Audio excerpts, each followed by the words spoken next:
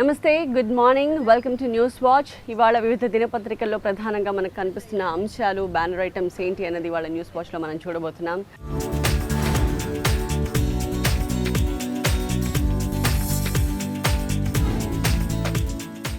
మనందరం ఎక్స్పెక్ట్ చేయొచ్చు ఇవాళ బ్యానర్ ఐటమ్స్ ఏమేమి ఉంటాయి అని. ఎందుకంటే నిన్న మధ్యాహ్నం మ్యాచ్ జరిగిన తర్వాత సెమీస్కి పివి సింధు వెళ్ళిన తర్వాత మనం అంతా పివి సింధు గురించి మాట్లాడుకున్నాము.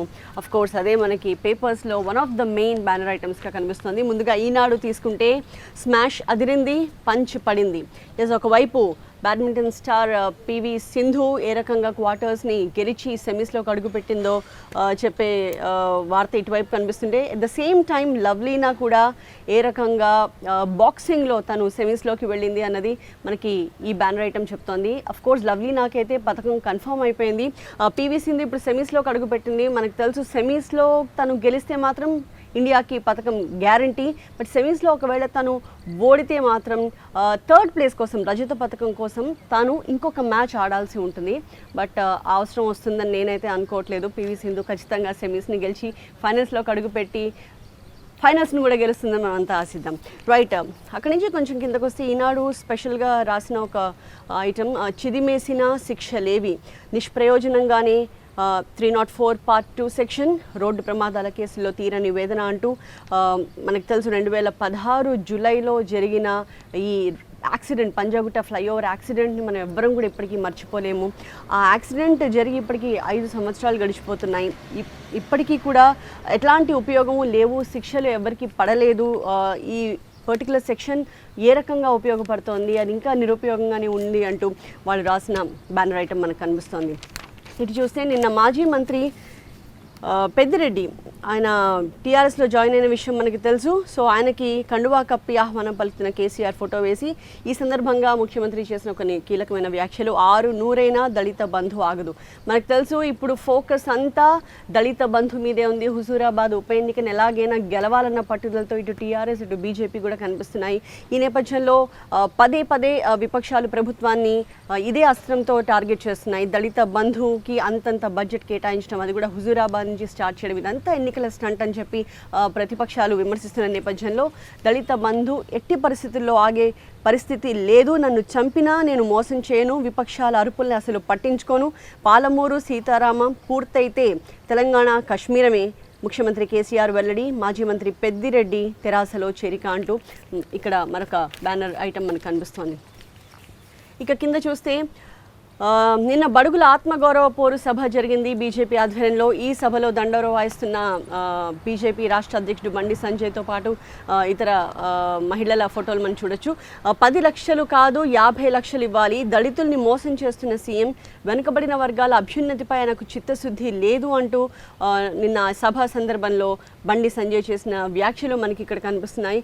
మనకు తెలుసు దళితుల్ని గుర్తించి వాళ్ళకి ఒక్కొక్కళ్ళకి 10 లక్షలు ఇస్తామని కేసీఆర్ ప్రకటించిన విషయం మనకు తెలుసు. అయితే 10 లక్షలు కాదు 50 లక్షలు ఇవ్వాలని ఆయన అంటున్నారు. దానికి అనుబంధంగా ఇంకో చిన్న వార్త మనకు కనిపిస్తుంది. మాజీ మంత్రి ఈటెలకు అస్వస్థత, తాత్కాలికంగా వాయిదా పడ్డ ప్రజా దీవెన పాదయాత్ర. ప్రజా దీవెన పాదయాత్ర గత కొన్ని రోజులుగా చేస్తున్నారు మాజీ మంత్రి బీజేపీ నేత ఈటెల రాజేందర్. అయితే నిన్న ఆల్ ఆఫ్ సడన్ ఆయన సడన్గా కొంత అస్వస్థతకు గురయ్యారు. ఆయన బీపీ తగ్గిపోయింది, అలాగే షుగర్ లెవెల్స్ పెరిగిపోయాయి.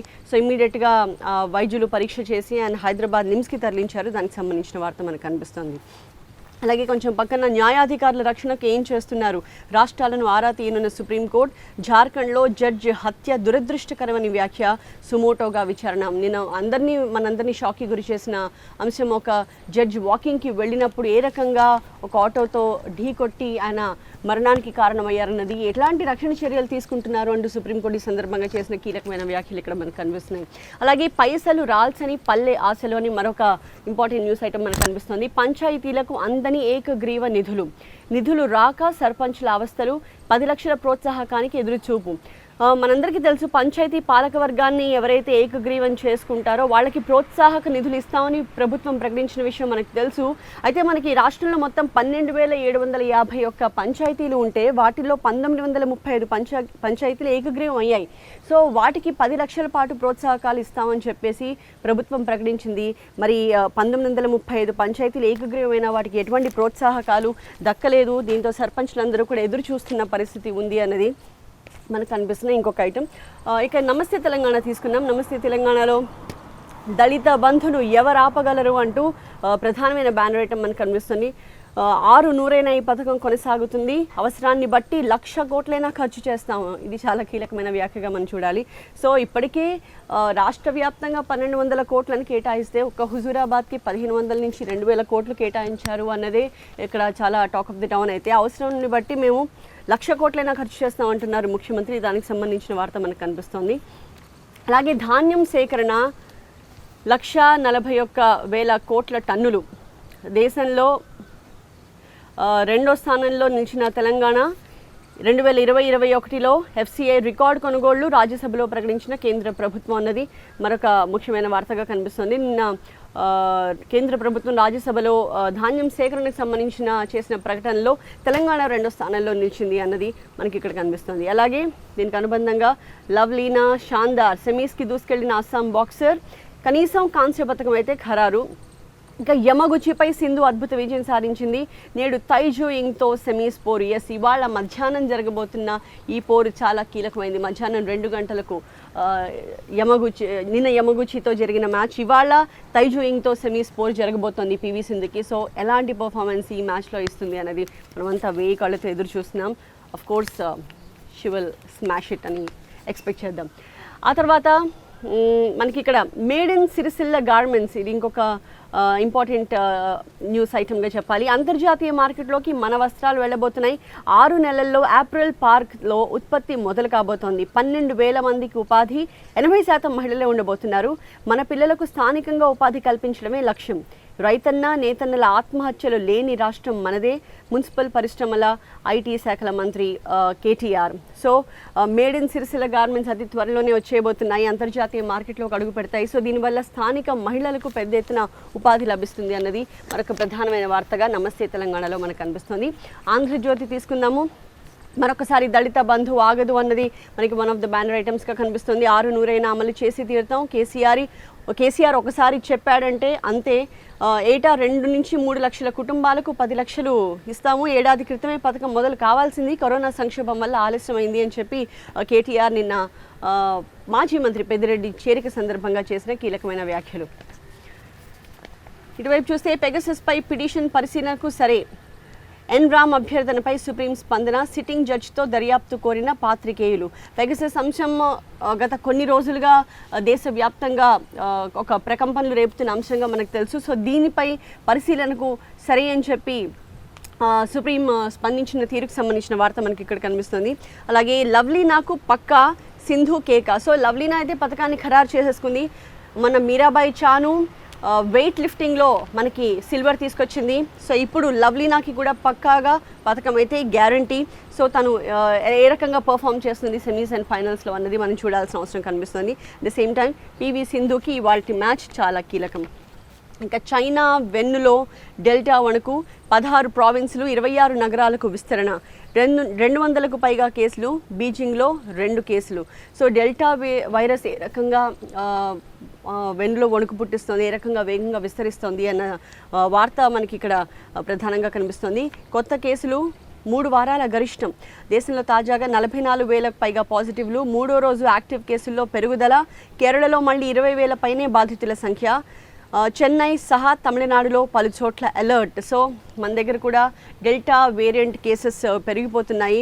ఇన్ఫ్యాక్ట్ కొన్ని రోజులుగా కేసెస్ తగ్గుతూ వచ్చాయి, బట్ దెన్ మళ్ళీ మనకి గత 3 వారాలుగా తీసుకుంటే మళ్ళీ కేసులు పెరిగిన సిచ్యువేషన్ కనిపిస్తోంది.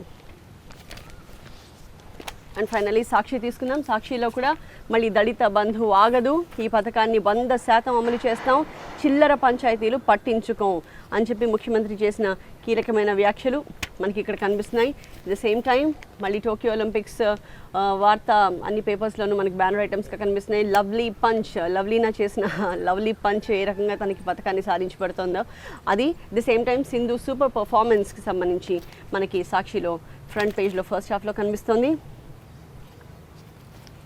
అలాగే ఇక్కడ మనం ఒకసారి చూస్తే లక్ష నాగళ్లతో కేసీఆర్ ఫామ్ హౌస్ని దున్నుతాం. శుక్రవారం ఇందిరా పార్క్ ధర్నా చౌక్లో బడుగుల ఆత్మగౌరవ పోరు సభలో డప్పు కొడుతున్న బీజేపీ రాష్ట్ర అధ్యక్షుడు బండి సంజయ్ 2023లో రాష్ట్రంలో బీజేపీదే అధికారం, ప్రగతి భవన్ గేట్లు బద్దలు కొడతాం, అక్కడే 125 అడుగుల అంబేద్కర్ విగ్రహాన్ని ఏర్పాటు చేయడానికి తొలి సంతకం చేస్తాము, కేసీఆర్ నుంచి తెలంగాణని విడిపిస్తాం, హుజూరాబాద్లో గెలిచేందుకే దళిత బంధు, బడుగుల ఆత్మగౌరవ పోరు సభలో బీజేపీ రాష్ట్ర అధ్యక్షుడు బండి సంజయ్. సో నిన్న ఇందిరా పార్క్ ధర్నా చౌక్లో జరిగిన ఈ సభలో బీజేపీ రాష్ట్ర అధ్యక్షుడు బండి సంజయ్ కీలకమైన వ్యాఖ్యలు చేశారు. ప్రగతి భవన్లో గేట్లు బద్దలు కొట్టేసి అక్కడ అంబేద్కర్ విగ్రహాన్ని ఏర్పాటు చేస్తామని చెప్పి, అలాగే దళిత బంధు ఏ రకంగా ఒక మోసపూరిత పథకంగా ఉంటుంది అని ఆయన అంటున్నారన్నది అది కూడా ప్రధానమైన ఐటెంగా మనకి సాక్షి న్యూస్ పేపర్లో కనిపిస్తుంది. సో ఇది ఇవాళ వివిధ దినపత్రికల్లో వచ్చిన ప్రధానమైన బ్యానర్ ఐటమ్స్. అయితే ఇవాళ కూడా వాటికి సంబంధించిన చాలా అప్డేట్స్ మనం TV9లో చూడబోతున్నాం. వీటిలో one of the main issues ఏంటి అంటే ఇవాళ మధ్యాహ్నం జరగబోయే కీలకమైన ఒలింపిక్ పోరు. సో పివి సింధు ఇప్పుడు సెమీస్లో అడుగుపెట్టింది కాబట్టి సెమీస్లో గనక ఈ మ్యాచ్ గెలిస్తే పథకాన్ని ఖరారు చేసేసుకుంటుంది. సో అది జరగాలని సెమీస్లో పివి సింధు అద్భుతమైన పర్ఫార్మెన్స్ చూపించాలని మనం కూడా ఆశిద్దాం. All the best Sindhu. That's all for now. చూస్తూనే ఉండండి TV9.